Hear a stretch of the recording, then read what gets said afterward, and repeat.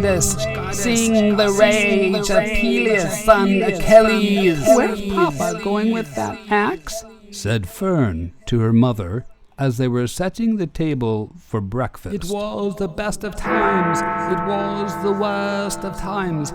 It was the age of wisdom. It was a bright cold day in April, and the clocks were striking 13. There was a boy called Eustace Clarence Scrubb, and he almost deserved it.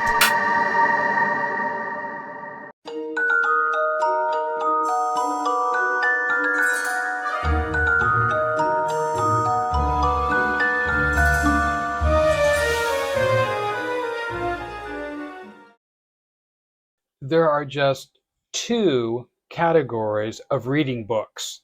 You have the category of entertainment books, and then you have the category of classics. These two categories have different functions and they have different goals. Both of them are equally valid and equally important. So for the entertainment books, these are books that are good for keeping our love of reading alive. We love to read, we read entertainment books. And they're often the contemporary books, the modern day novels. Then we have the classics. And the function for the classics is to get all the gifts, the many gifts that they give. And I had a previous meeting where I talked about 7 of those benefits. And one of those 7 was entertainment. But sometimes it's not entertaining to read a classic. So the goal is to get the gifts, is to get the benefits when we read the classics. The goal when we read for entertainment is to be entertained. So I think it's good to read from both categories, have one book from the entertainment category and have one book from a classic. Maybe you read the entertaining book on one day and then you read the classic book on the other day. So when I say you get benefits from the classics, I'm talking about vocabulary, your analytical ability is sharpened, you have gotten some insight on life situations, you're learning about people, and you get a little bit of that with the entertaining books, but not to the depth that you do with the classics. So if a book is older and it doesn't have any gifts, it's just kind of a blah book, then it's not a classic, not by my definition. It's nice to curl up with a good book on a couch and you've got your cat on the couch and there's a fire in the fireplace and it's snowing outside. That's good for an entertaining book. But for the classics, I want to talk to you in this meeting about ideas I have for how to read the classics. If we can be more serious, a little bit more serious, and a little bit more disciplined, I think we can get more of those benefits from the classics. So it's good to have a table and a chair to read and have a regular place that's not going to be noisy, not going to have distractions. And this is a place that we can come back to day after day. That will help strengthen our reading habit for reading the classics. And having that table and chair also gives you some space on the table to put your reading kit, your classics reading kit. And that's something I'm going to go over in this video. It's like a little project. When we're reading, and by the way, when I'm talking to you, I'm also talking to me. It's easy to give advice and it's a little harder to follow it. So these are ideas that I have tried, that I found some success with, and maybe they'll work for you. So when we have a reading environment, it's a regular place, it's quiet, and I recommend not listening to music because it can be distracting and it can interfere with what we're reading. So it can decrease our reading comprehension. And lyrics in particularly are quite distracting. So it's better just to have it be silent. Those beeping, clingy gadgets, it's good to have those silenced and out of view. Um, so you have external distractions, and then we also have internal distractions. So, if we're hungry, we're thirsty, there's something else we need to do. So if you can have a big window next to where you're reading and get a lot of natural light onto what you're reading, that will actually help your vision, and it will improve your reading experience. It's a good idea every 20 minutes, if you can, to look at an object that's 20 feet away for about 20 seconds. And in that way, you're resting your eyes. Um, so morning could be the best time to read for you. It can offer the best quality of light, and perhaps it's also quiet for you. It can help you kind of wake up by increasing your level of alertness. Another resource to not overlook, if you're not able to have a quiet area to read, a regular area, is to take advantage of libraries that are nearby. And that includes libraries that are located on colleges or university campuses. Even if you're not a student, you're still able to go in, nice air conditioned, quiet, temperature controlled environment, and sit by a large window and have a wonderful reading experience. I recommend getting a reading stand for your classic book. A reading stand, they come in all different kinds of varieties, but the tabletop version is about $30 for a good quality one. You just, sit comfortably in a comfortable chair, put your hands on your lap, and you might need a book or something underneath the stand to elevate it so your neck is at a comfortable angle. But you can write annotations on it. You can, it's easy to turn the pages. It's really a luxury, and I really enjoy the one that I have. So yeah, it'll firmly hold the book, and it will give you more tabletop space too as well to put things. I'd like to talk to you a little bit about the different formats that classics can come in. You could get just a regular old book copy of the classic, or you could get an electric version that is on a beeping gadget or on its own special device.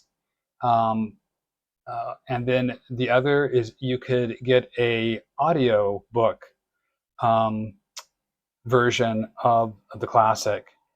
And so I wanted to look at the pros and cons of all of those and do a little bit of comparing. So when I say one is better than the other, I'm not saying that the other one is bad. So all of them have advantages, but for our purpose, what we want is to get all those benefits out of reading the classics. Is there one that's most preferable? I have used the ebook device, and it has a lot of advantages, and it is darn convenient to be able to have thousands of copies of books in that device, and then just slip it in a backpack or whatnot, and go wherever I want to go. Um, but at the same time, I experienced a kind of disorientation when turning the pages and where am I? It seems like when I have the physical copy of the book, I know where I am in the book. It's constantly reinforced to me because I'm holding the book, and I know, I'm about midway in the book, or I'm getting now towards the end of the book. I can tell that just by holding the book and looking at it constantly. Um, and I think they do have an indicator on the ebook device where it'll say the percent left, but it's another sense. Instead of having to look at that and read it, I'm using another one of my senses in my body, the actual physical touch. And physical touch, and also like smelling a book. Are you one of these weird people like me that opens up a book and smells it, and they like to and it gives you a special connection with the book, that I wouldn't get with a e-reader. So I was looking at this a little bit more, and it turns out that there is some evidence suggesting that a physical book can actually improve recall. Um, and what it does is it allows for spatial memory. The actual turning of the pages can help improve comprehension. We kind of know where things are. It aids in recall.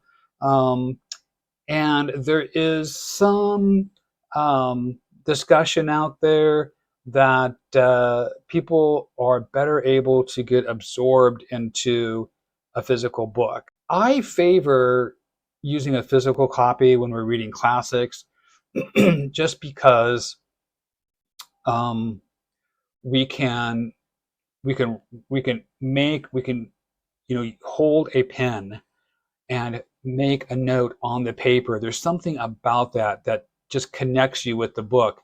And when we're able to do this, when we're able to do tabbing, when we're able to write a note on the pages or to do bracketing for a passage, we're interacting with that material.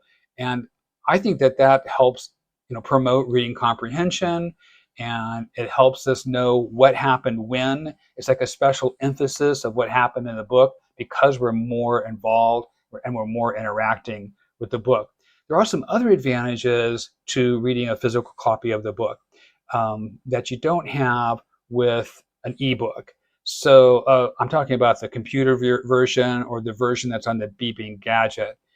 Uh, the one on the beeping gadget, you're using, it's called CCFL, cold compact fluorescent lighting. A lot of times they also use LEDs, and the quality of the light, it includes blue light, and that is a light that wakes you up and it stimulates you.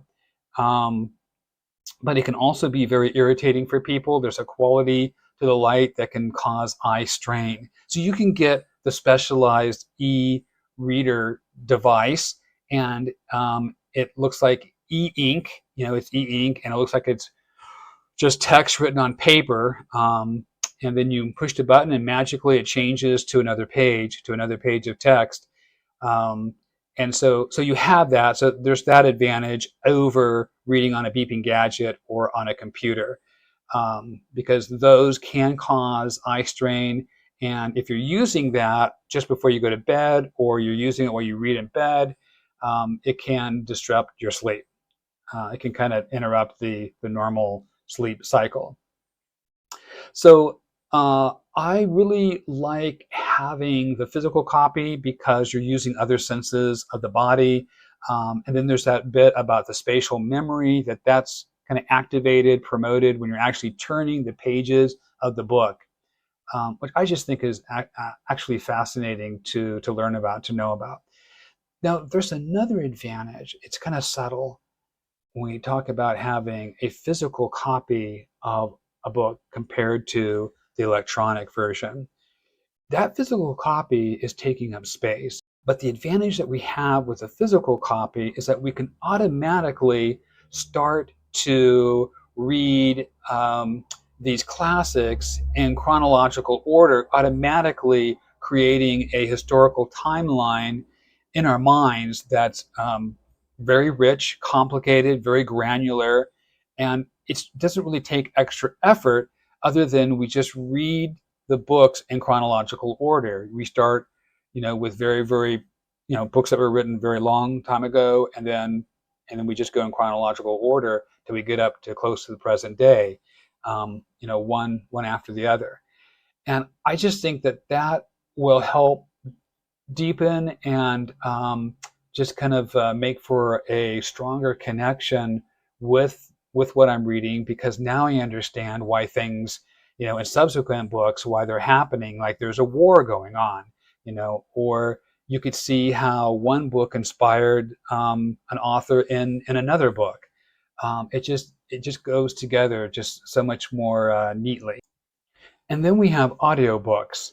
So comparing audiobooks to a physical copy of the book, I think we get a little bit more of an edge in reading comprehension and retention, when we are working with a physical copy of a book compared to an audiobook, for the main reason that an audiobook can divide people's attention. I hear about people using audiobooks when they are driving in a car on a long trip, or if there's a project they're working on at home. It's really nice to have. There's definitely a place for audiobooks. They're fun to have. They're fun to listen to, and especially if you get a good, a talented narrator. Um, but I think for our purposes, I prefer using a physical copy of the book, mostly because I can engage with that book more. That is, I can write in the margins of the book. That's called marginalia, by the way. I can, bracket certain passages of the book, and I can basically kind of, get a stronger connection holding that book. If I don't understand something, or if my mind wandered, I can come back and turn the page back, or I can just simply reread the page. And you have the idea of doing that when you listen to an audiobook. You could stop and rewind it. But really, how often are we going to do that? We're involved in another project and we're just listening to this on the side.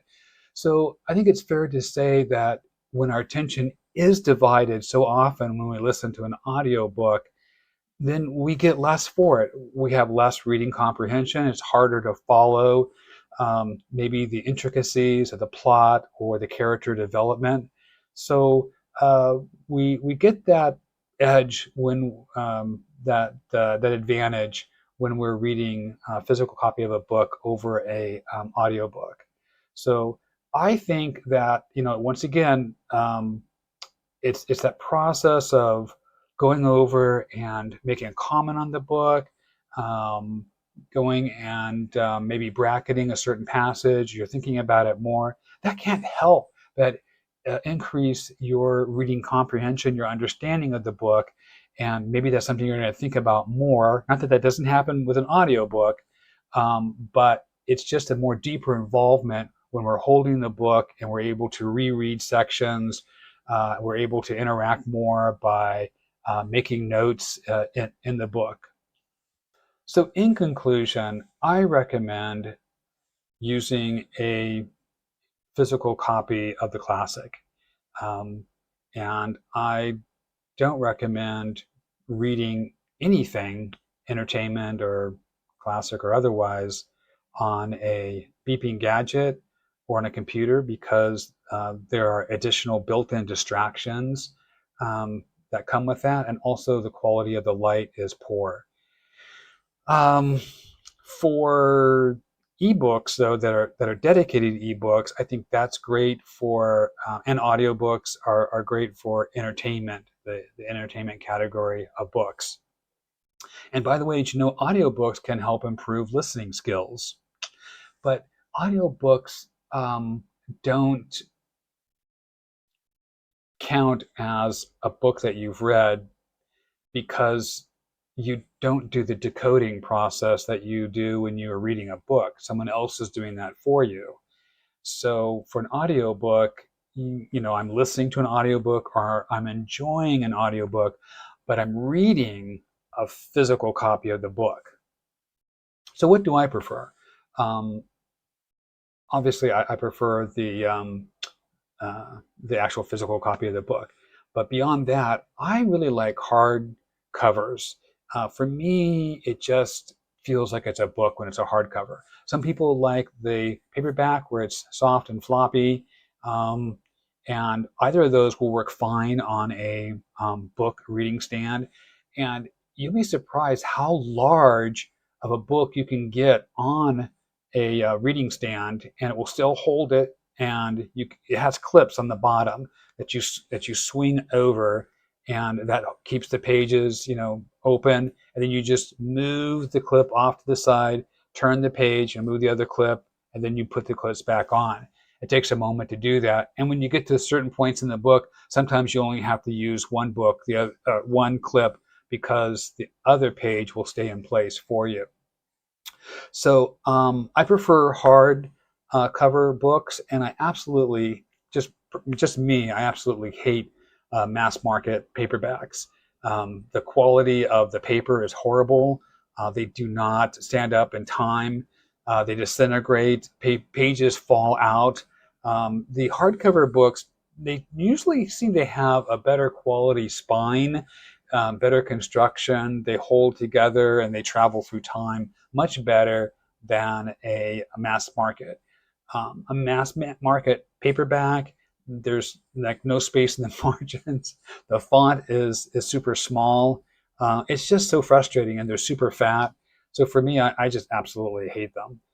In fact, if there is a classic that's only available on mass market, I won't get it. I just won't read it. I'll just have to wait until it comes out in any other format besides that. So for me, putting it all together, I like the hardback cover, annotated, um, and I like illustrations and that it is unabridged. Sometimes with a Norton Critical Edition, there'll be some selecting, but I feel like it's done in such a scholarly way, I don't mind it.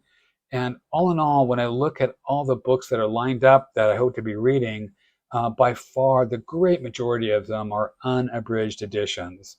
So I want to read what they read, what they experienced, what readers experienced years ago, and what the authors intended in general.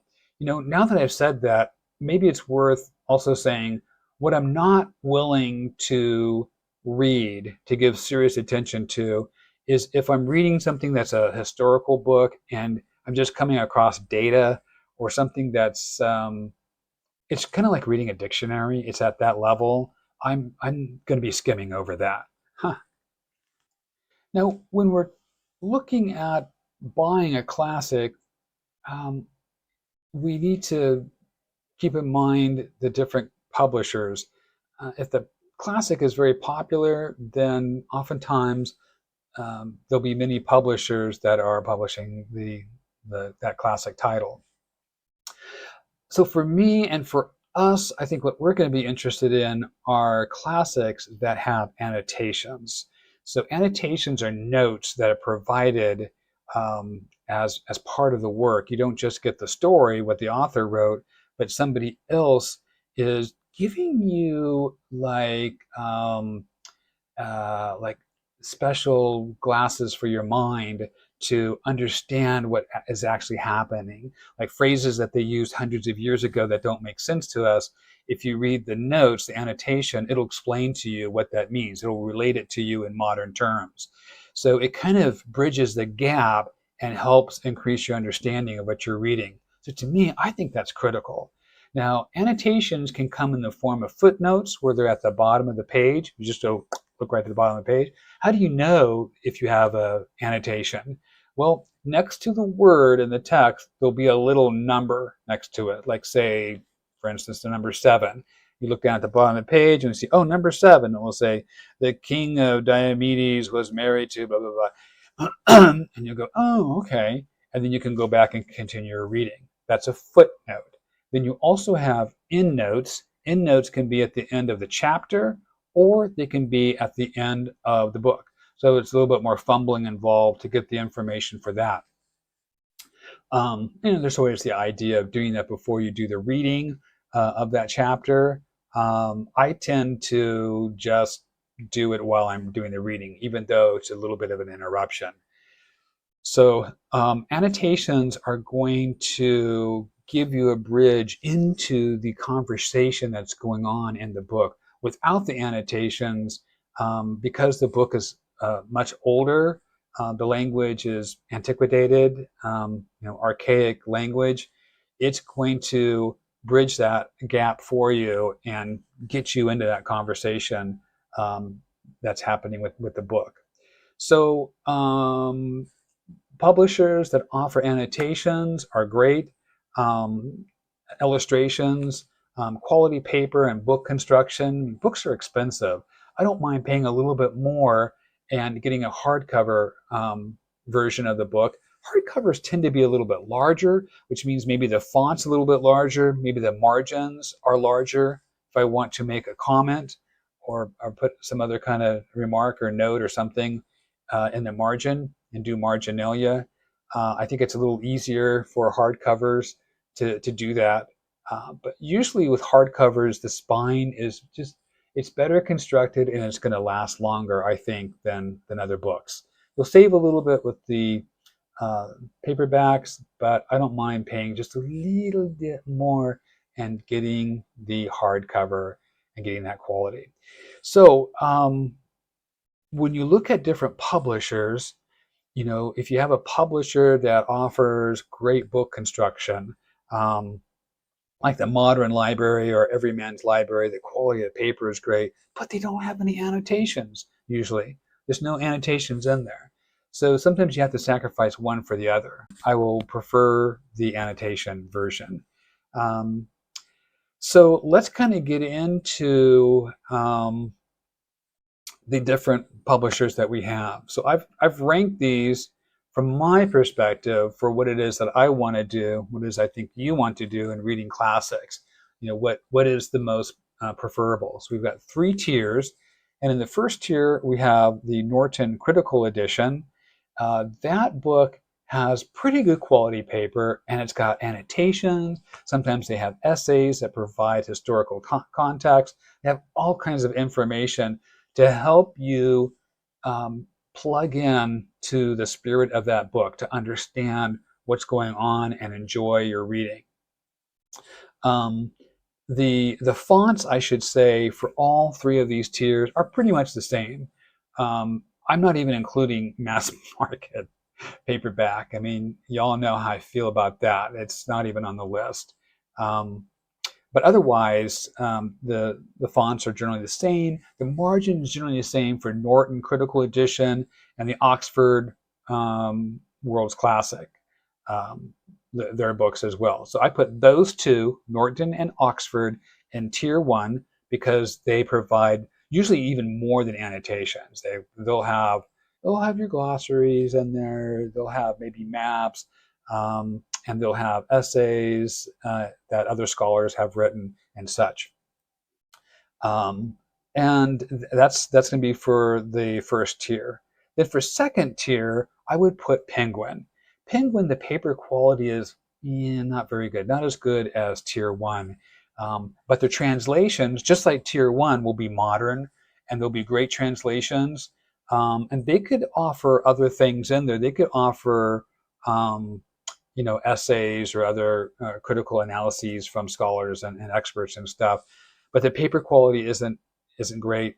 Now, for all of these tiers so far, tier 1 and tier 2, we're talking paperback and not hardcover. Usually, I think Penguin has got some that's hardcover, but many times it is just paperback, which is okay. The font is plenty small though for Penguin. So that's for the second tier. And then for the third tier, we have the Modern Library book, the Everyday Library, and Library of America. And those books are hardcover.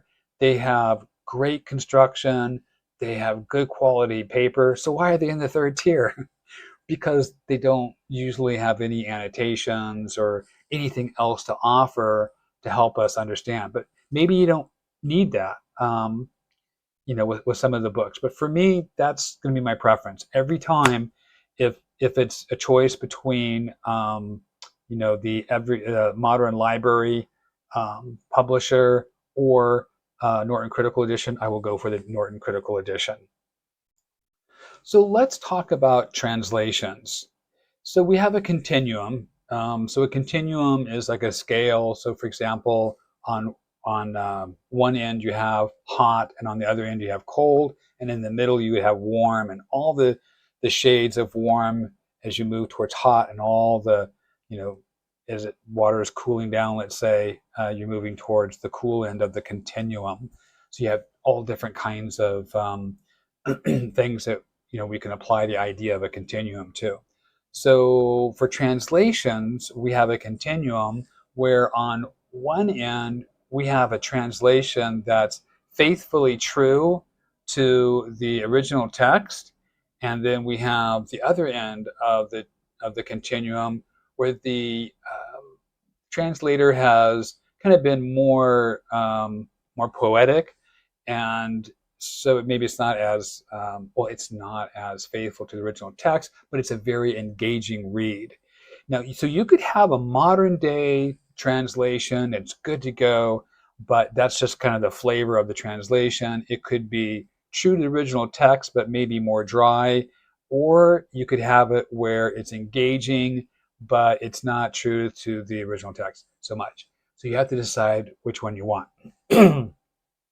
For me, I probably want a combination of both. I think with the tier one, tier two books that I just talked about, I think they're going to find a nice balance of the translation so that it is engaging, but it also is pretty true to the text. Uh, for me, I would say engaging is slightly more important than having it be true to the original text. Just because I think that's going to help draw you into the story. It's going to be more enjoyable, whatever it is that we're reading, and therefore it's going to have more meaning for us. Um, so um, the main thing I want to say about translation is to try before you buy. So if you're in a bookstore and you can look at it and just read a page, or if you can get a sample somehow, a free sample, go to a library. If you're at a library, take a look at the book and see what a page is like. If we're talking about popular classics, then there very likely are going to be many, many translations. So when we talk about being true to the text, you can have an old translation that's hundreds of years old and it's true to the original text. But now the language, the translation is kind of archaic and it's going to be harder to understand. So it will be less engaging.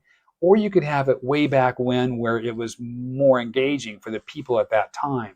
So you get what I'm saying. The advantage is to get a modern day translation so that it's going to be as engaging as it possibly can be for you while it still is remaining somewhat true to the text. So try before you buy. Um, if you find that what you're reading is not engaging, then it's a good idea to not choose that. Try another copy. My worry is that if it's not engaging, if it's not drawing you in, that it could possibly be contributing or moving you towards a reading block where you just give up reading the classic altogether. There are ebooks out there, and again, I recommend reading a physical copy of the book, but there are ebooks out there that are free. Um, and many of them, they're a great deal, but these are older books, and so the translations are usually much older. And because they're much older, guess what? It's not going to be very engaging because the language is older. It doesn't relate to you as well. It's harder to understand. Even if they have annotations, it's older language. So sometimes you get what you pay for when you buy, um, a current translation. So I think it's important to get a modern day, a current day translation. Now, what about reading guides? Can they help us? They certainly can. I don't think there's reading guides for every single classic that I have in my classics list, but there are many, and there's ones like Bright Notes, Spark Notes, Bright Summaries. So there's a lot to choose from. So you have Spark Notes, and Spark Notes I like in particular because it has a regular structure that it uses for each title. And so it'll like go over characters. It'll have character summary. It'll analyze the plot. It will talk about motifs and memes and different plot points. So it uses that same structure so you can become familiar with that, and that helps you. Also, they have more than 1,000 titles that they offer. And also, if you don't need to have their content in book format, then it's free. So you can't beat that. But like I said, there isn't a Spark Note for every title that's on my World Classic Literature list. So you just have to see what's out there, and if you are interested, motivated to do that. Um, I would think that a reading guide would be especially important if the book did not offer any annotations. So that being said, there are different kinds of reading guides. So we have like the Cliff Notes, the Spark Notes, and what I would usually do when I do use those is I would read the book first, read the classic first, and then I would read the guide. So I go over the characters and I didn't realize so and so was married to so and so murdered somebody else's, and that's why they didn't get along. And then I can kind of fill in the gaps and see what I missed. If it's a very difficult book, like I know it's going to be a difficult book ahead of time, then I might read the reading guide in advance. Or here's a tip: just read the character when they describe the different characters and who's related to who and who's done what and what their history is. But be forewarned that you'll likely get some spoilers that way. So if you don't mind that, reading about the characters before you actually read the text can be a head start. Also, some books like I think Robert Fagles is the translator for Homer's The Odyssey, perhaps the Iliad. They have a character glossary at the back of the book, and it goes down all the different characters. And it's helpful to, you can read that before you read the story. But like I said, it's probably going to give some spoilers. But certainly as you're reading the story, you can, when you hit a new character, like, who is that? And it's this word I can't pronounce. You can go to the back, it'll give you a pronunciation guide, and then it will also tell you a little bit of information, a sentence or two, who that character is and what the significance of that character is to the ongoing story. So if a book is super dense, then I will read the guide beforehand. If it's not so dense, then I'll wait and read it afterwards. And it's kind of like having a conversation with somebody else who has read the book, and I can just kind of fill in the gaps and see what it is that I missed. Now, sometimes we have certain classics. Shakespeare comes to mind, where I don't think I'm going to use like a Cliff Notes reading guide for that. Instead, there are publishers who have annotations and they give so much information. And publishers like Norton Critical Edition, they give so much information, so does Oxford, that I'm not really prompted to get a reading guide. Reading guide can add about $10 to $15 to the cost of your buying a classic. I mean, that's, it gets kind of expensive after a while. So with Shakespeare, you have Folgers and you have Arden. So you've got one where when you open up the book, on the right side is the play as Shakespeare wrote it. And so the language is archaic. Even though he was a clever guy and he came up with some sayings that we're still using today, overall, there are a lot, it's archaic language. And then on the other side of the page, you'll have all the notes. You have all the explanatory notes to help you follow what's going on in the story. There's been recommendations by people to, like for Shakespeare, watch the play first, and then try to read the book. My position is to always try to go in it as raw as possible. But like even for Shakespeare, there's no way I'm going to do that. So I like something that a book that has, where the publisher has put the notes on one side of the page, and then there's the story on the other side of the page. That's super convenient. So I was talking about footnotes earlier, where it takes up a certain portion of the page at the bottom. Just imagine the whole other side of the page is filled with notes. I mean, that's how That's how much of an interface you need in order to follow the story with Shakespeare. I'm one of those who um, learned to dislike Shakespeare, and right now I currently don't like Shakespeare um, because I think largely what happened in high school. I don't think I was ready to read Shakespeare for one thing, and it was just kind of a horrible process. So I'm looking forward to having that be turned around and being turned into a big fan of Shakespeare. I'm really looking forward to that. There's another kind of category of book, and if you know, if I was to look at the list of classics on my World Classic Literature book list, um, there are a few on there, like a handful or so, that are incredibly dense. They're very difficult books. These are books that students and graduate schools are studying.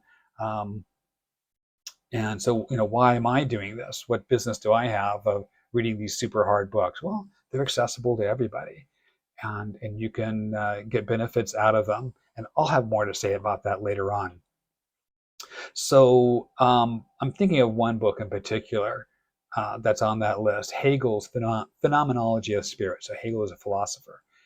And so in that instance, for that kind of denseness and just incredibly complicated thinking, I would use a companion text.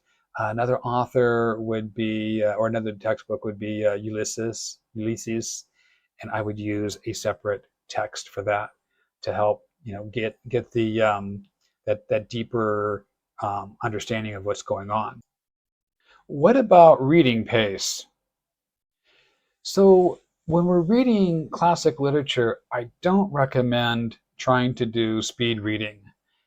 The thing about speed reading is if we're moving our eyes over those words and those sentences so fast, then we're going to be missing the complex, the nuance, those subtle meanings that's in the text.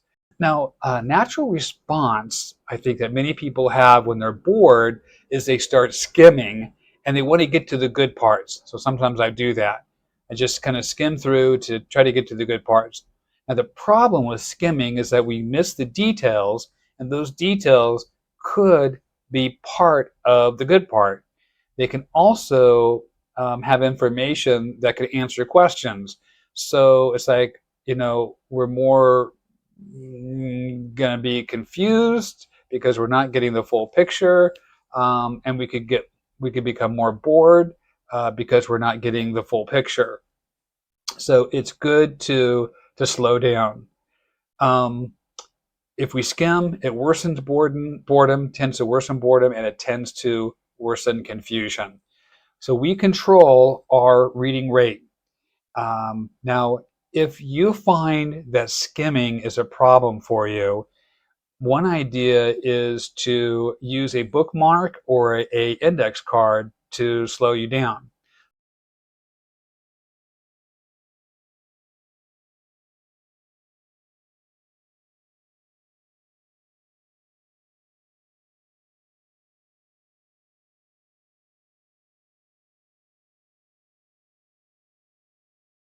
Now, if you're reading too slowly, that can also be a problem, and you can also miss connections. So perhaps it's best to start slower, reading slower, and then gradually increase your pace. By now, I've already had a lot to say about the two categories, one the entertainment category, the other are the classics. We read to be entertained on one, and we read the other to get all the benefits from the classics. One of the things I hear from other reading enthusiasts and enthusiasts for reading the classics is how they want you to read their recommendations that they think you're going to enjoy. Probably because they're much like the modern contemporary books that we read, and they tend to be very entertaining.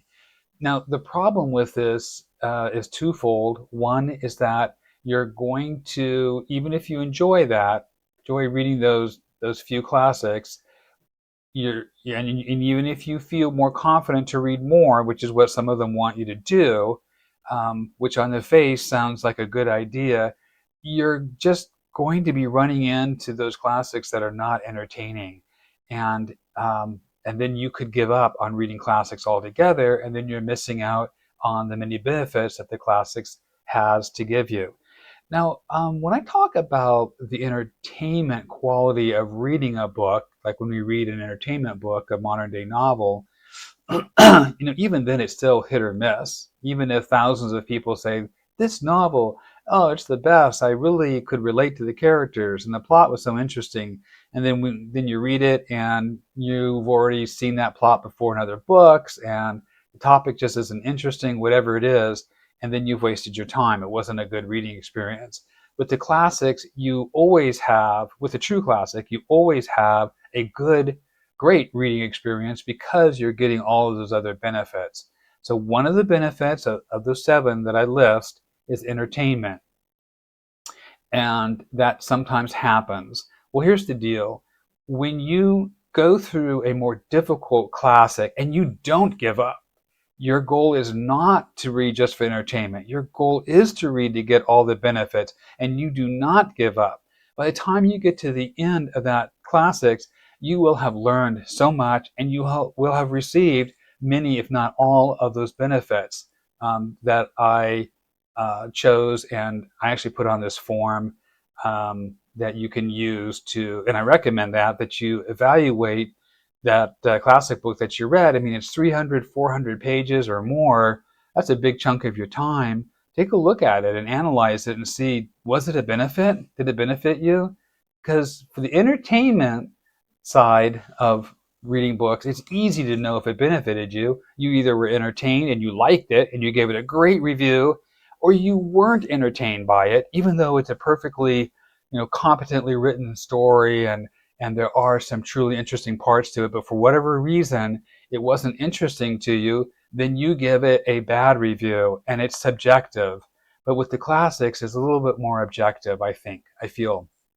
So I encourage you to use that form to evaluate your experience that you had after you read the classic and see how many of those benefits you actually got. And then also try it for one of the entertainment books that you finish reading and see how many benefits you get, how many benefits you got from that, and then compare the two. Sometimes, entertaining books that are modern day novels and so forth, uh, I think some of those will end up being classics, and some of them do have a lot more to offer. It's just the thing is, when you read the classics, you are going to regularly be getting those benefits. And so it's almost like it's not hit or miss, like when you read the entertaining books. It is something you can pretty much count on every time that you're going to be getting those benefits. Now, the other point that I've been talking about somewhat in our meeting here is this idea of reading the classics in chronological order. And then you naturally are creating a historical timeline. So some of us aren't interested in history. It's boring. Maybe history to us makes us think about our public school education, or our education from younger days and learning dates, and it was boring and it's just not something we're interested in. So I know that when I use the word history, it turns some of you off. But what I'm trying to say is that you're creating a timeline, and that timeline is going to deepen your understanding and deepen your connection to what's happening with all these stories, and how they relate to each other, how they relate to events that are in the past. This can only be a good thing. When that reading enthusiast comes to you and says, read this classic, and then if you don't like it, then read that classic, and then you'll like it, then read that one over there. You're cheating yourself of the opportunity of putting the classics in chronological order. So the issue is where to start and in what order. Well, the order would be chronological, and where to start, you want to start at the beginning of a classic world literature book list. And it so happens that I'm coming up with one just for you and for myself as well.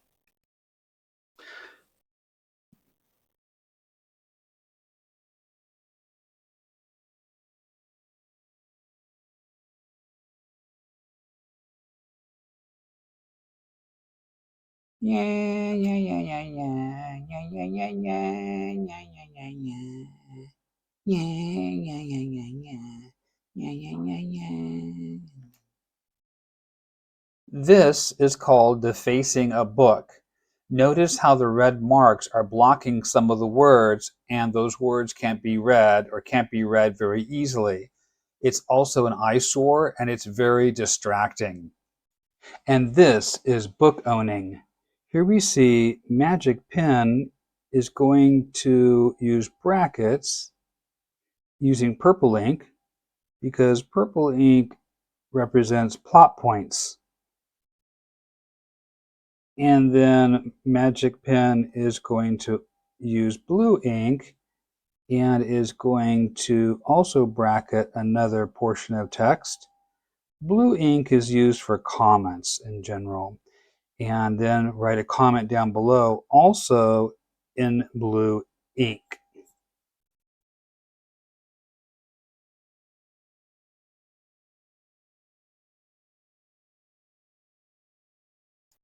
Book owning is not defacing a book, since it is a process that elevates your mental connection with the book while also specifically paying high respect to the author's work.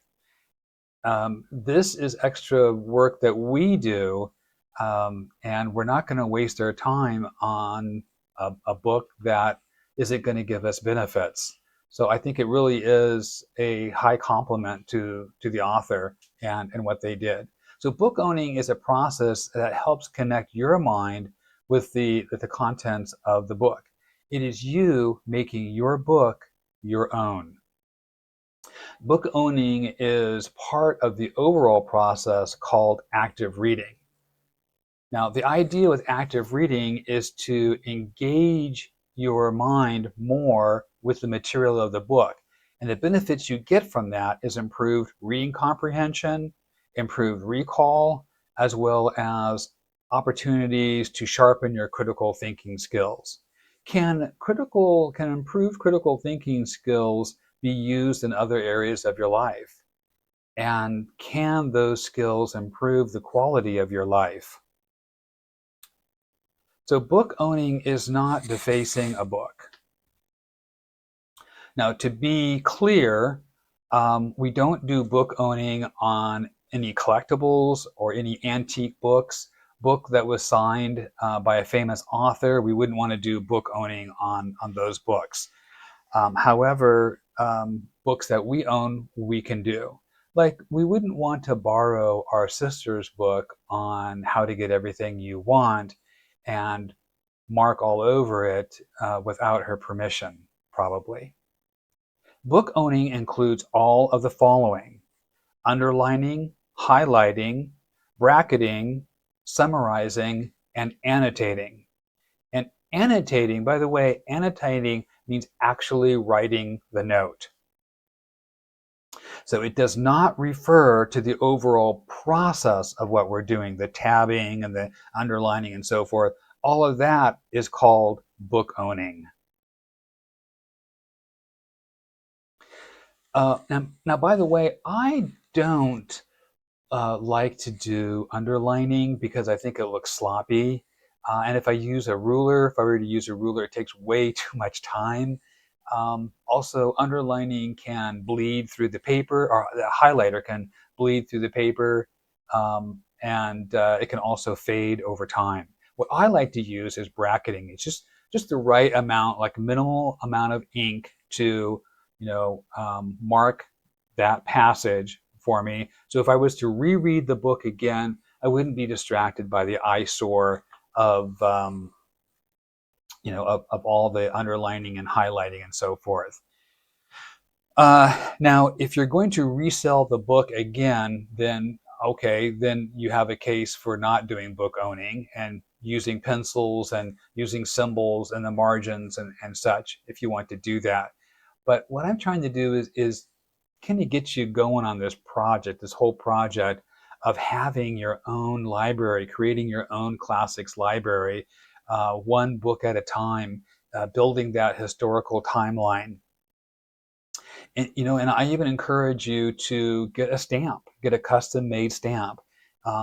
These aren't terribly expensive, maybe $15, $20.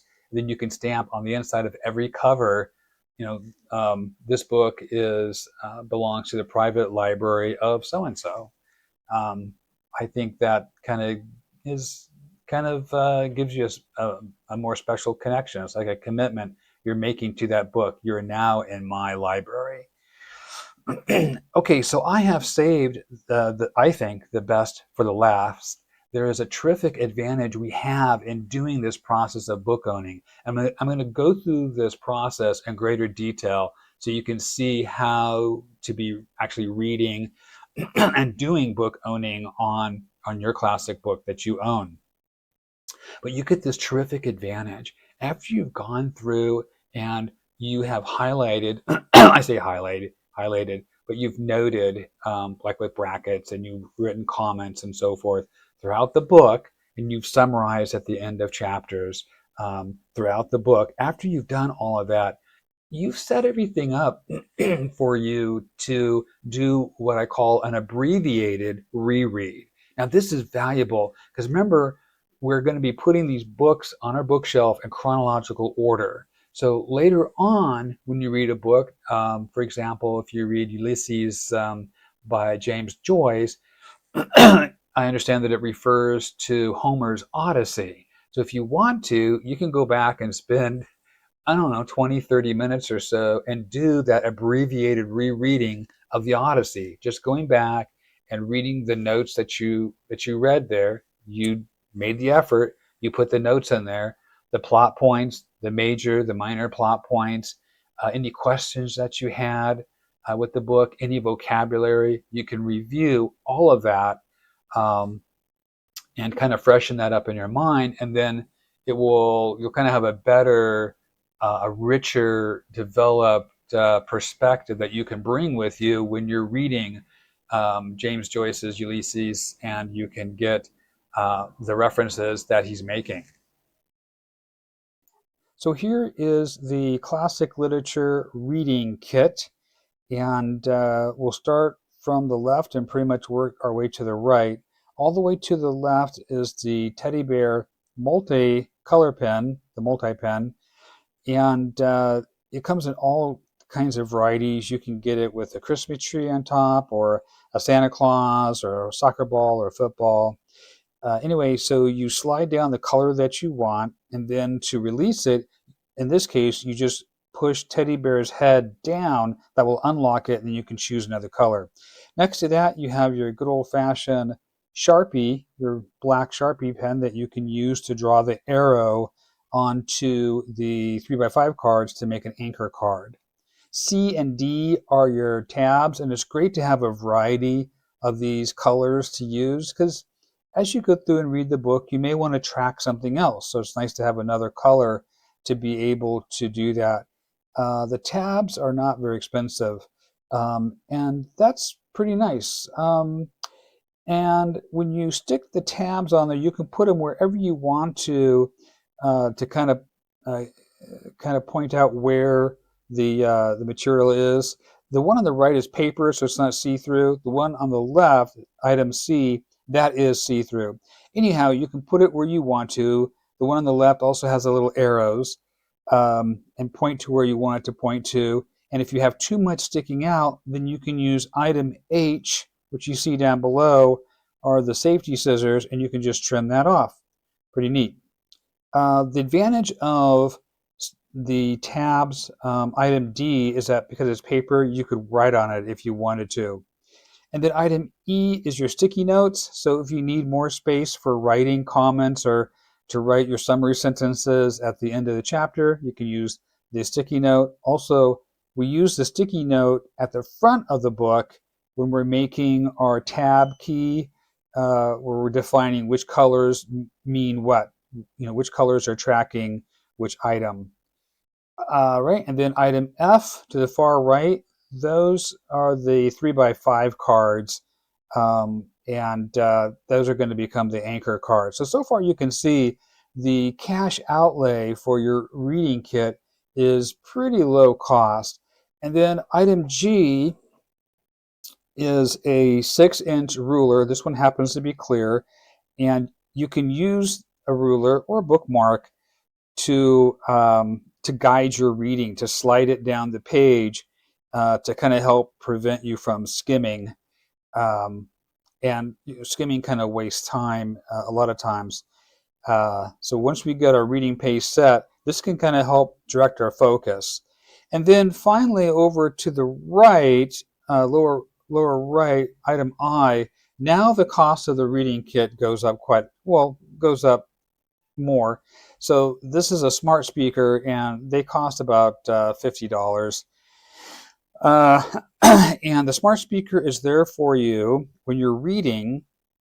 You come across a word you don't know, you can give the wake word, say, what it is, define whichever word that you want. It will tell you, and then you just go on your way. You don't have to write anything down. It's hardly an interruption, and now you know more about what they're talking about. And usually it works pretty well. So that is the Classic Literature Reading Kit. I am not including the vocabulary notebook, which is kind of part of the kit. And that basically is just your D-ring, 3-ring binder, and then you have uh, your vocabulary sheet, which I have provided for you. If you want to use my copy, it's down below. You can print that out, and then you'll need to also get the index tabs, and these are just like 3-ring index tabs, has the full alphabet. You'll put that into your binder, and then you can turn to whatever. Let's say the word is going to be captivate, so you'll turn to C in your index tabs, and then you can use one of those vocabulary sheets that I printed out. You can fill it out there, then you put it in that section of your binder, so everything is in alphabetical order for you. And that's pretty much it for the Classic Literature Reading Kit. So let's talk about the tabbing part of book owning. What do all those colors mean? So I'm just choosing these colors for myself. Obviously, you can choose your own colors. There does seem to be some universality with green, meaning vocabulary, new vocabulary, vocabulary that you want to define. There are some people who use an aesthetic principle when they choose their tabbing colors. They want those colors to match the cover of the book. So different books, different covers, different tab colors. I don't really like that system because it doesn't seem very practical. When I pull any book out of any classic book off my shelf, I want to know that green always means vocabulary, blue always means blah, blah, blah, blah, blah, and just know instantly what it is without having to go to the index tab that I made at the front of the book to try to figure out what it means. Also, you can't really see those tab colors when they're on the shelf unless you turn the book the other direction so you can see the tabs.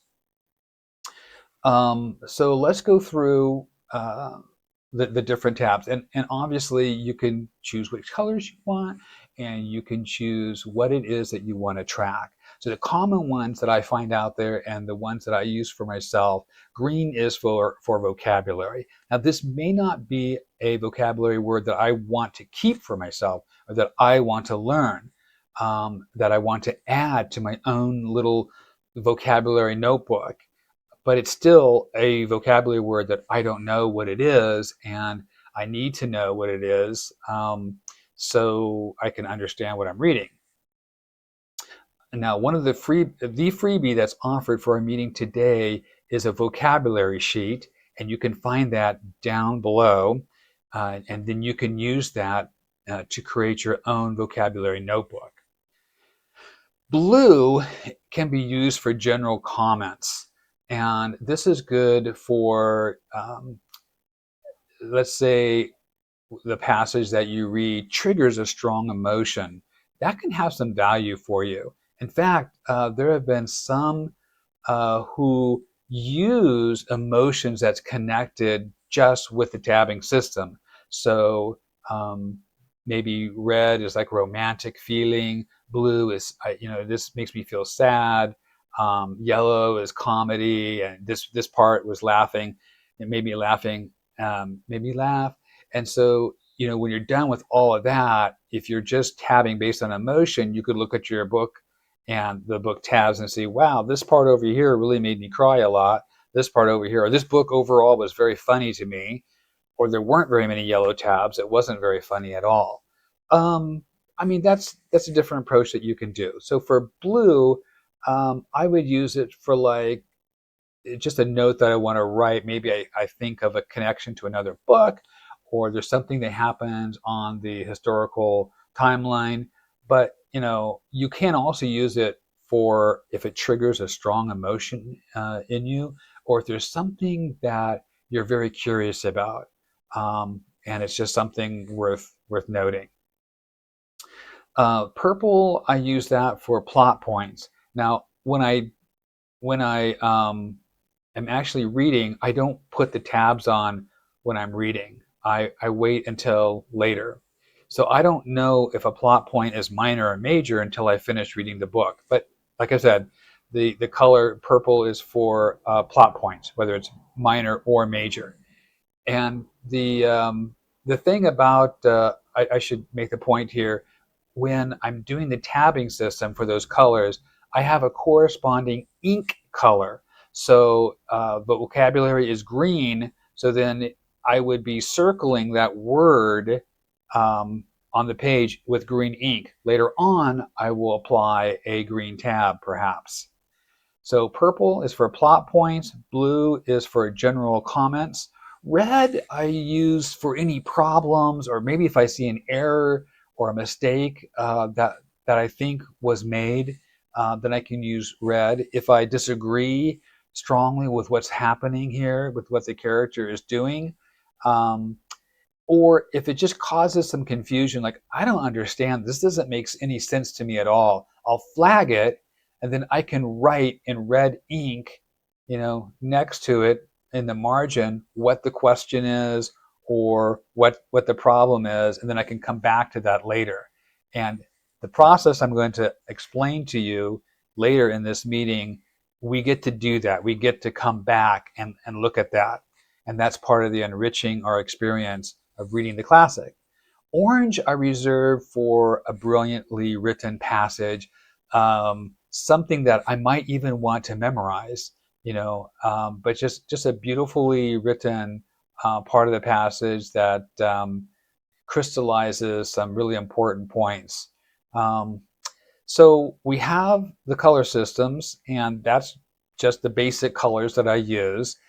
And then we make an index key, and an index key I use a yellow post-it note, and then I take the different colors tabs and I stick them on there, and then I write in pencil next to it, what it means. Even though I know that red is going to be for problems or confusion and stuff, I'll still write it in there, just to kind of help reinforce that for myself.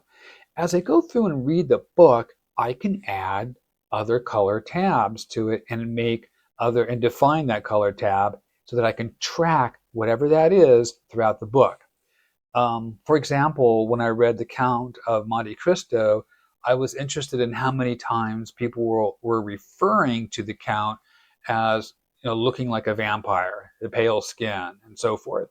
And so I used a different color, and then I defined that. I was also interested in tracking what the consequences were whenever Edmund, the main character, uh, did an act of revenge. Like, how did that affect him? How did that affect the other people?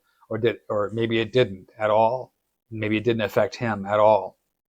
And that was interesting to me. So I could use that color, that other different color, whatever color I hadn't used, like maybe brown or something, define it, and then use that. So I can add different tab colors and track different things as I go through the book and I think of something that I want to add. So it's helpful to have to purchase. They're not terribly expensive. A variety of tabbing colors. So those are the different colors and what they mean. So now let's talk about how to read the text, how to actually read the text. So we're starting at the beginning of a chapter. Now, if your book, your classic book that you have in your reading doesn't have a chapter, or sometimes they're called books, then then go for, like, maybe it's like parts of the book and each part is like 100 pages. Then go for 20 pages, and we can call that a chapter. We can kind of make up our own grouping of pages to be about 20. That seems to be a nice number of pages that we can handle. I mean, if it's terribly dense material, then maybe shorten it down to 15. So as you're reading that chapter, you go through and you come across something. Maybe it's a vocabulary word that you don't know. Maybe there's a comment you want to make. Maybe the writing is so beautiful you want to maybe consider memorizing it, or at least come back and reread it again. Um, so what you're going to do is throw in an anchor card. An anchor card is a 3 by 5 inch card, and it has an arrow drawn on that card only on one side of the card. So you take that card and it's got the arrow pointing, and you're going to put that in between the two pages with the arrow pointing to the page that you wanted to note something. As you continue reading, if there's something else that you want to know, well, no worries, you have the anchor card there. Now you go to the next page and you continue reading. If you come across something that you want to note on that page, maybe there's another vocabulary word, get another anchor card with an arrow that points to that right side page and stick that in there. So the beauty of using these anchor cards, it kind of anchors the point to get your attention that there's something that you want to note. The beauty of using these is that it's hardly interrupting your reading. So it's going to help preserve your reading fluency. By the way, what is reading fluency? Reading fluency is the accurate and quick reading using appropriate emotions. Good reading fluency promotes reading comprehension. But if we interrupt reading fluency by maybe looking up a word or having to look at a footnote, if we do that a lot, then that can help decrease a person's reading fluency. Now, a good way of promoting reading fluency, besides just reading, it's kind of a little trick here. You can pretend that you have a special presentation that you're making to a group of intergalactical senators that have gathered. So you can read aloud or you can read under your breath, so people don't think you're crazy. When you're reading, you want to use good pacing. You don't want to talk too fast to confuse the intergalactical senators. You want to use appropriate expressions that we use here on Earth and emphasize where it's appropriate. And this can also be a really good trick if you happen to be feeling a little bored or the reading is a little bit sluggish. So if we're new to reading just in general, we're new to reading classic materials, or it's been a while, one of the things that we're going to get is the opportunity to improve our vocabulary. And we can even build our own vocabulary notebook, which is not as hard as you think. So let's say you're going along and you're reading and you come across a word that you don't know. So, one trick is to just look at the words that are surrounding it, and we can use those clues to help figure out what it is. And you can kind of get an idea. But sometimes you don't get any clues, or the clues are not clear enough to actually tell you what the meaning is. An optional item that I put into our classics reading kit is a smart speaker. Now, a good quality smart speaker costs about $50. And what these can do for you is keep the beeping gadget away from you. And then you can simply give the wake word and then ask it to define whatever it is. define compatibility. And then it will give you that definition right away. You don't need to write anything down. You just kind of want to know. It's like having a friend who's very smart about words, and you can just say, hey, what's this word mean? And they'll just tell you, and you can just keep reading. So again, that minimizes the interruption to your reading. And so your reading fluency, your comprehension of what you're reading isn't going to be interrupted so much. Otherwise, use a good dictionary such as the Merriam Dictionary or the Oxford Dictionary. Sometimes when you're reading, though, if you're just starting in your journey of reading classic literature, you'll find there are a lot of words that you don't understand. And if we just pretend like it's okay, like we'll just figure it out later, then we're missing out on what's happening with what we're reading. We're not going to be understanding quite a bit if we don't know a lot of those words. So in that instance, if you're finding that to be true for yourself, you get to learn a bunch of new words, and that is going to be a benefit for you. You get to enrich your vocabulary, which, by the way, can improve your writing skills and your speaking skills. Okay, so what I recommend doing is, in this case, using skimming and going through that chapter and just skimming through with your finger, like, okay, I don't recognize this word. You'll catch most of them this way. Go ahead and get your green ink, get your multi-pen, select green, and then circle that word. You could use a dictionary, of course, or you could use your smart speaker, ask for that definition, and write like a 2 or 3 word, very short definition right between the sentences there. You will find that that will really boost your comprehension and your enjoyment. So if you're not having an issue with a lot of unknown vocabulary, then you don't need to skim and do the pre-reading and circle the vocabulary words. Then we're just going to be doing our regular reading, dropping in those anchor cards whenever we come to something that we want to note, including new vocabulary words. We're going to get to the end of that chapter, and hopefully there'll be some space on there for you to write. If there isn't, then just use a yellow sticky note. What you want to do at this point, having finished reading the chapter, you want to write a 1 or 2 sentence summary. Grammar and spelling do not count. You just want to write what stood out for you in that chapter. Maybe there was like a big plot point there that stood out for you. Okay, now having summarized, which by the way is a skill, and that is part of active reading, so you're now enhancing your reading comprehension by doing this. Okay, after you write your 1 or 2 summary sentences on the back of the chapter, that's why you want your chapter pages to be limited to like 20 pages thereabout, because you don't want to be writing a novel. You just want a couple of sentences and move on. You don't want too many things to have happened that you have to summarize. So now go back to the start of the chapter. Remember all of those anchor cards that you've been dropping in between the pages as you're reading.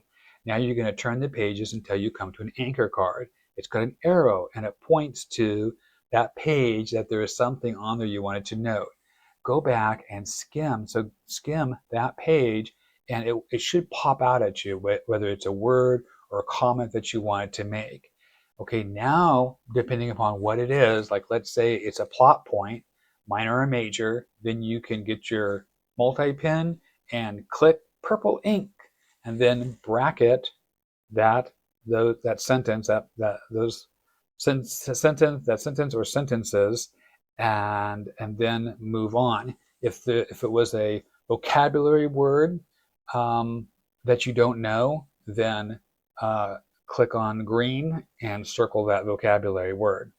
If it was a comment, then you can bracket the passage in blue ink, and then using that blue ink, same blue ink, write the comment down below in the margin, and you can do marginalia. and so forth like that. Like if it's a brilliantly written passage, just beautifully written passage, you can bracket that, click on your orange ink, and bracket that area there as well too. Okay, so then when you're done with that, then you just turn to the next, you turn the page again till you get to the next anchor card, and repeat the process. Once you're done, making the notes, and obviously pull out the anchor card and return that to the pile on your table. So you have, let's say, circled a vocabulary word in green. You don't have to include that green circled vocabulary word. We just want to circle that, and when we just want to circle it and note it. When we were reading, we had the smart speaker, and we could get a quick definition and move on. But now that we've come back and we're going through and we're now doing our book owning process, we're looking at the pages that were pointed out by the anchor card. Okay, now we can go ahead and do that green circle. Later on, we'll come back and we're going to decide what we want to do with that word. But go ahead and make all those comments and circles of vocabulary words. A lot of times when we're reading and we make comments, sometimes the comments aren't very meaningful. It's just like whatever pops into our head, and it's not terribly important. So it's nice to get a different perspective when we're going through this process. And also, when you are commenting, if there's not enough space, then use the yellow sticky note, and then that will create more space. They also have sticky squares, sticky notes that are transparent. It's probably more expensive, I'm not sure, but it's something that you could try, and then I guess you write in between the sentences on the sticky note.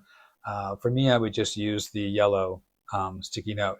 My concern is when I come back, if I wanted to actually reread the book totally again, I just don't want it to be too much of a nuisance as I'm going through that.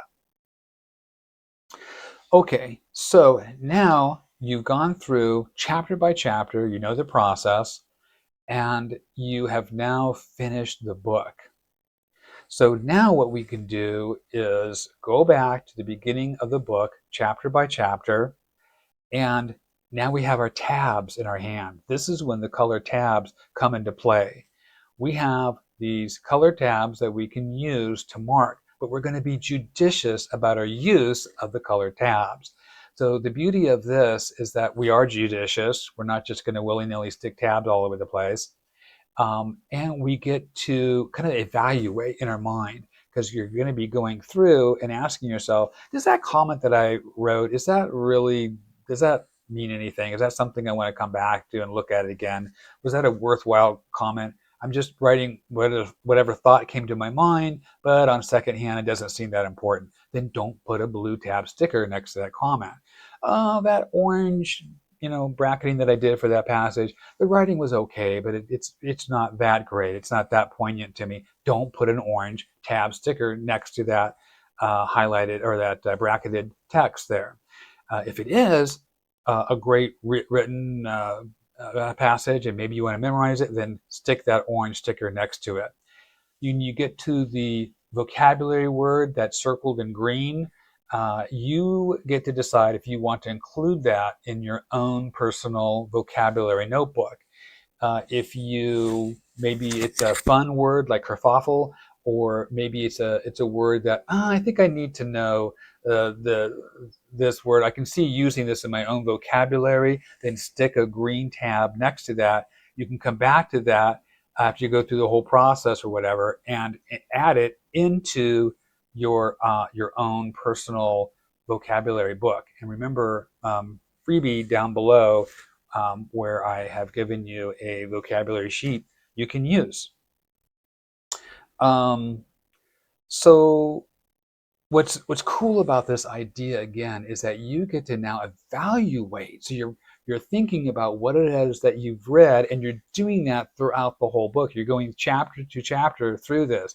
So it's like you're getting another exposure of the material, what happened when, and what the significance is. So remember purple, remember what purple meant? That was the color for plot points. Well, you could have a minor plot point, or you could have a major plot point. So it would be helpful to take that purple tab and stick it to next to where you did the bracketing, the purple ink bracketing. And then next to that, you can write major or minor, however you want to do that. Maybe you want to do a big M or a little m for minor. I think I would just tend to write the whole word out in purple ink, of course.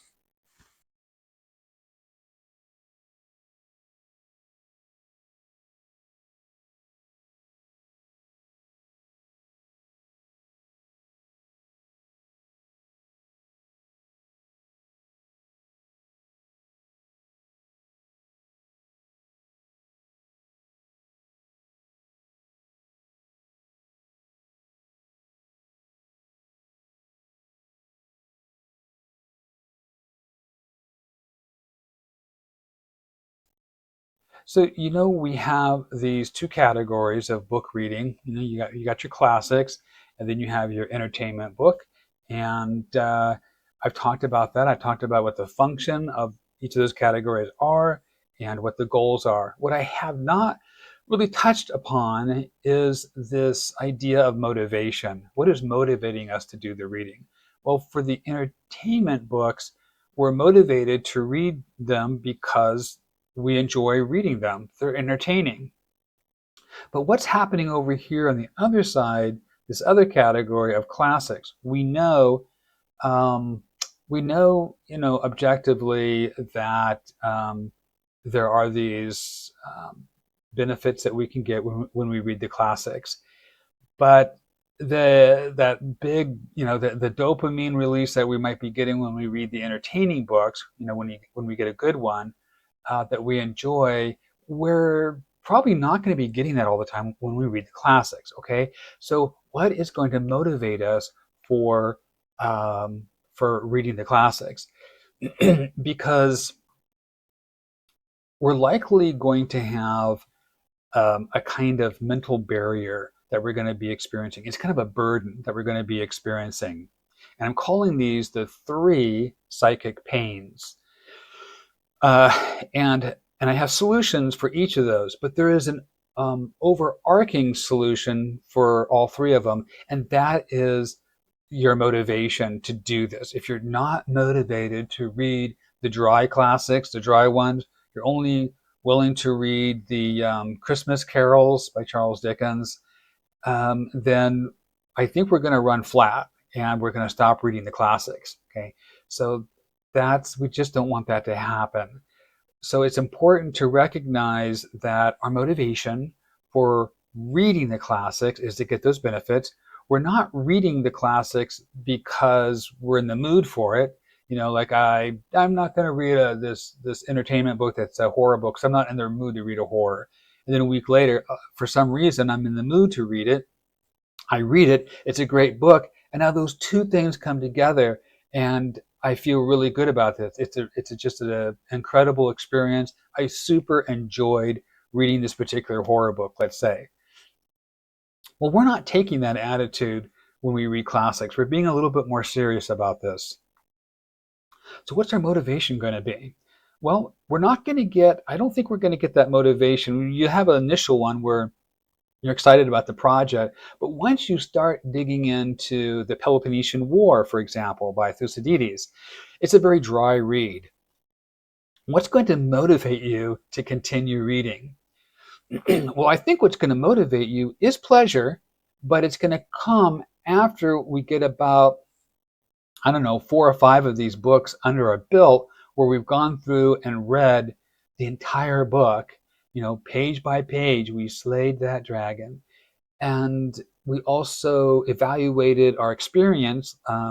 Again, I have that benefits form for classic literature that you can use to evaluate your experience. And so you can see, yeah, I did get a lot of benefits out of this. And also try it for your entertainment book that you're reading and see if you get the same level of benefit that you got from the classics.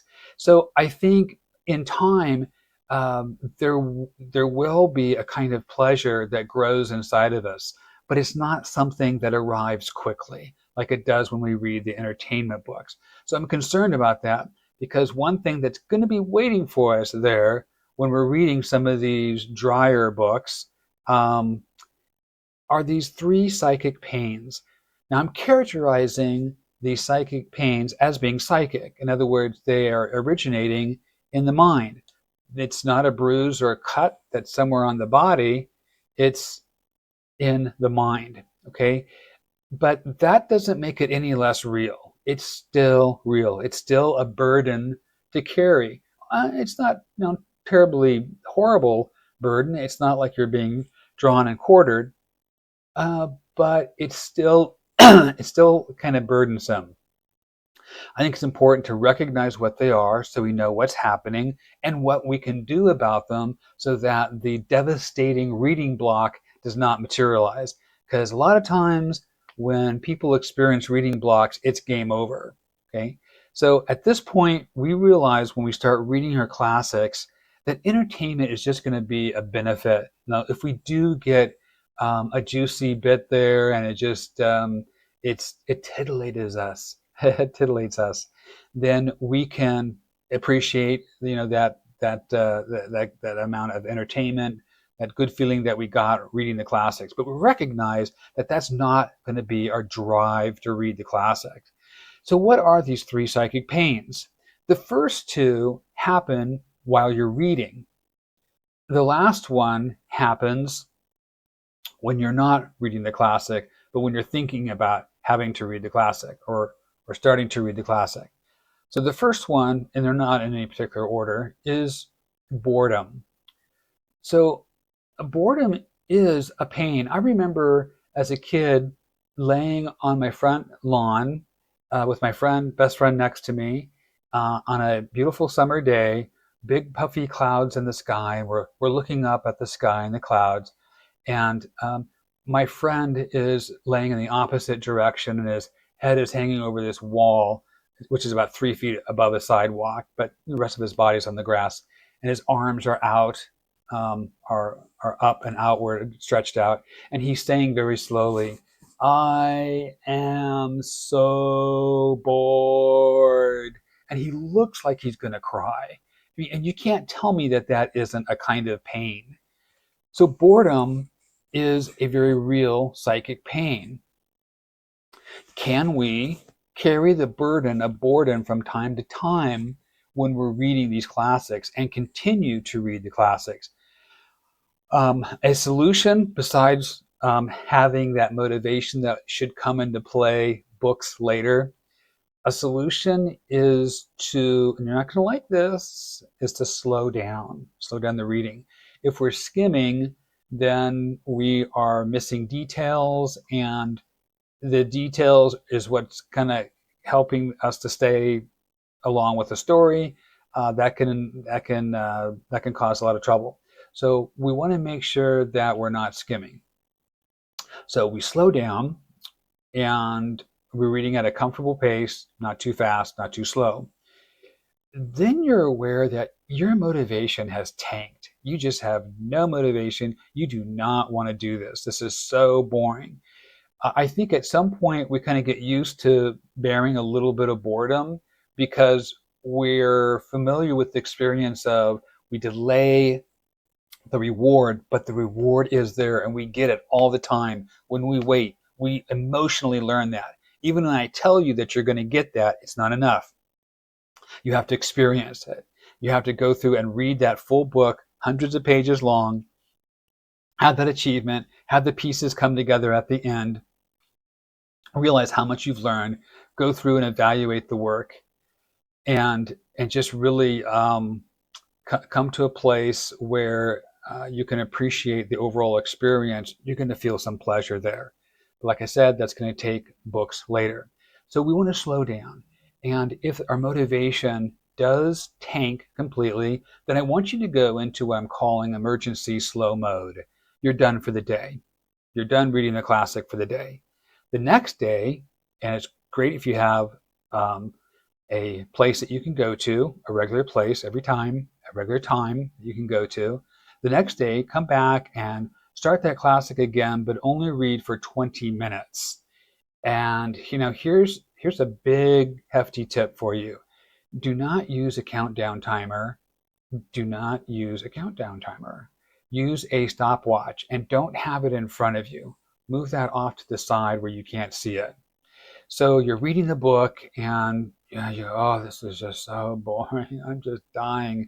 And you look over at the timer. It's like only 5 minutes has gone by. And then you keep reading and it's like, oh, this is so boring. But then it kind of picks up a little bit. It picks up a little bit. And it picks up a little bit more. And now you're kind of into it. And the boredom has kind of waned a little bit. After a while, you look over the timer and it's like 37 minutes have gone by. You've read more than 20 minutes now. So you get the idea. At some point, maybe it's going to take a while, but as you get to the end of the book, you're sort of like a veteran at reading this book, your experience of reading that book. And things come together. You're used to, maybe the style of the writing and so forth. Things come together and then you can feel like, okay, I can go ahead and read this. You'll escape that 20-minute boundary of emergency slow mode, and now you're reading 40 minutes and so forth. So obviously, you don't want to read you don't want to read with a countdown timer going, because you don't want to beep beep beep after 20 minutes and then stop reading. Give yourself the opportunity to try to escape emergency slow mode. You might be in emergency slow mode for some time. It's okay. You might be in it maybe for the whole book. But I don't think it's going to be for every book all the time. But it's there as a protective means to help keep you safe from the monster that I'm calling reading block, the reading block monster. I also want to recommend and urge you again to choose a book from the entertainment category and have that. Maybe you read the entertainment book at night, and the classic you read it in the morning. Maybe you read classic on one day and entertainment on the other. But keep those going. And if that entertaining book is not entertaining you and it's not absorbing you, then go get another one. Go get something else. What genres do you like? What authors do you like? Gravitate towards that. We want to read these entertaining books that are engrossing for us and just really pleasurable. And the act of reading those books creates a motivation in us that sustains us to continue reading it. So we continue our love of reading. We need that while we're challenging ourselves reading the classics. So we're more serious when we're in classic reading mode.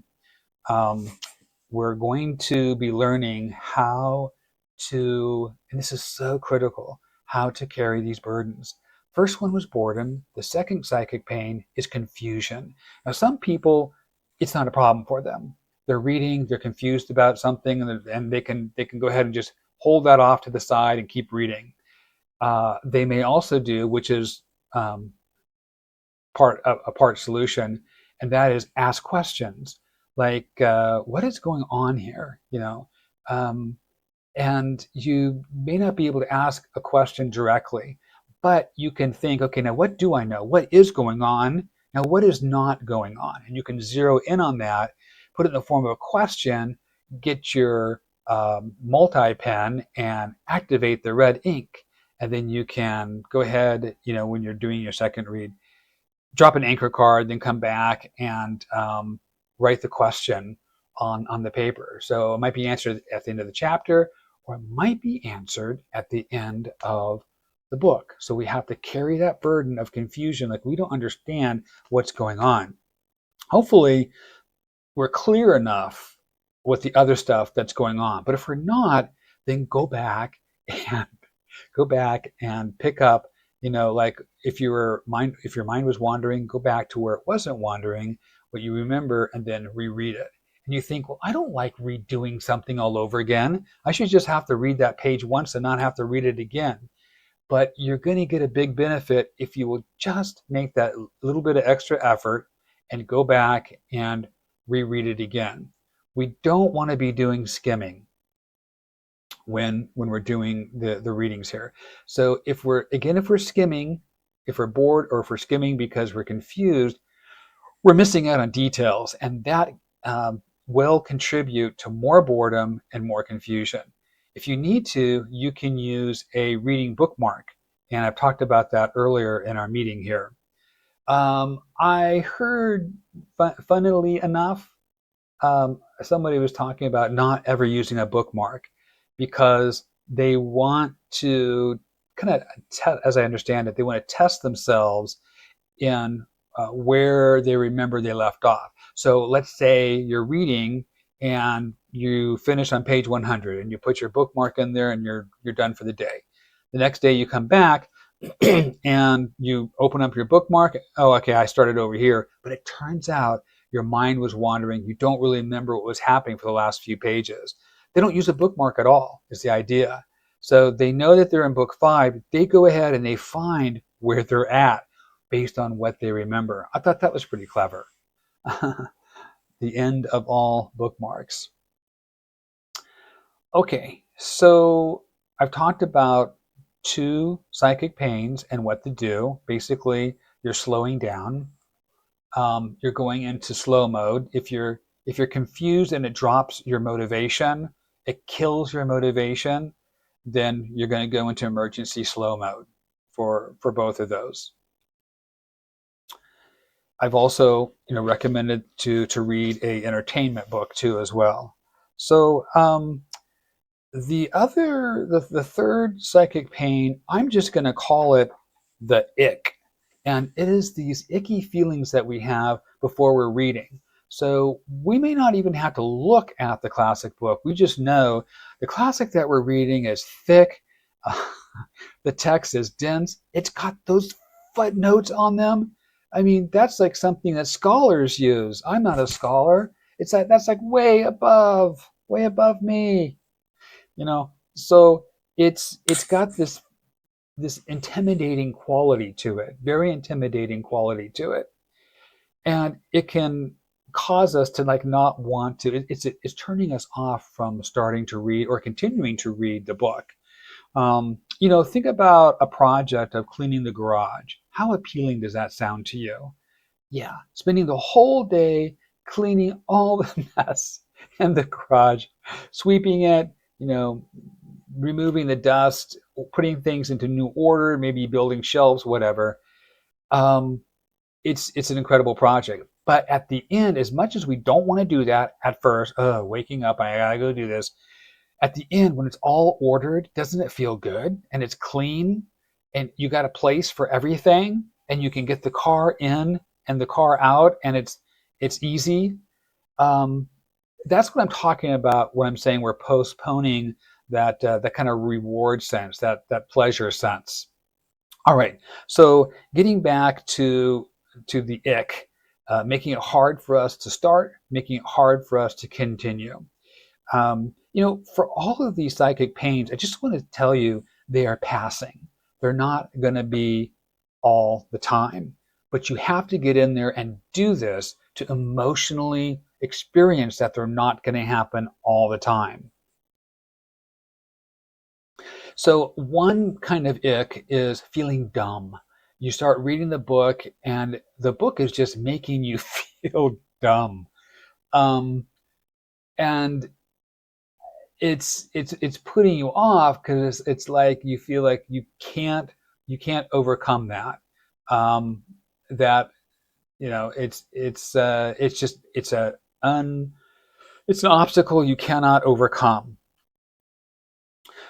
Okay, I can't help but think that some of this has to do with how we are interpreting our experiences, because some people, they don't act that way, they don't respond that way, and some people do. Some people are different that way.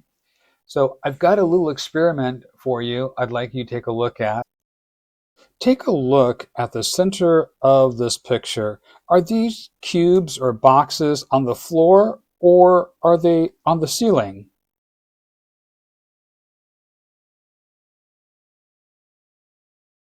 it's interesting to watch them flip from one position to the next. You're looking at the same area of the picture, say the center area of the picture where those black, the side of the box that was black. And you could see it as it was on top of the roof, or you could see it on top of the ceiling, or you could see it as being on the floor. And you could close your eyes, open it, and then it would flip. So it depends on your perspective. So it's just kind of that idea of the emotional perspective we're holding. And this is so critical because it's connected to our motivation. If you're seeing, the book as it's making you feel dumb, try to flip that negative emotion over to positive. Because you could say something that's true, that's negative. You're seeing that this book knows more than you do. It's making you feel dumb. You can see that as being true. Or just like with the boxes, you can see them as being on the ceiling, or you can see them as being on the floor. They're both true. But one of those perspectives, when I'm talking about the emotions, the negative feelings, is holding you back. So that's why I'm recommending to flip that negative emotion to a positive one. So instead of saying, this book is making me feel dumb, you could say, I am choosing to read this book so I can learn the expertise, the knowledge that it has. Now the book changes from being an abuser. It's just a book. It's just sitting there. It changes from an abuser to being a teacher. Now, I think that's really powerful, and I think that's very worthwhile to try out. Okay, so looking ahead for our next meeting, I'm going to talk about my um, world classic literature book list that I worked on for about a year and a half to 2 years. It has hundreds of titles on it. I'll explain how I chose the books, what the criteria was and is, because it's a work in progress. But I hope it's largely done, like 99% done. And I'll talk about how it's organized and some ideas for how to use it. This is the book list that I will be using to read those books and to review them for you, to share my reading journey for you. And what I'll be doing is starting at the very first title, which happens to be the Epic of Gilgamesh. And there will be 2 videos.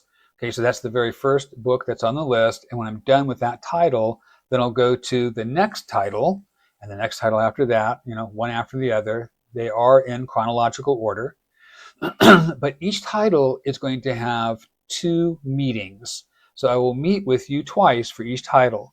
The first meeting is going to be a preview, that's P as in peanut, and the second meeting will be a review, that's R as in railroad.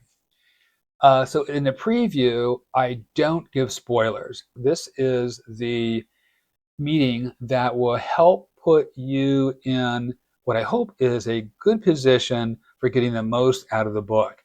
So I want to kind of help prepare you any ideas I have for this particular book. The review meeting is going to be focusing on my actual experience, my reading experience, and talking about all different kinds of things that happen in the book. So that meeting will have spoilers, all kinds of spoilers in there.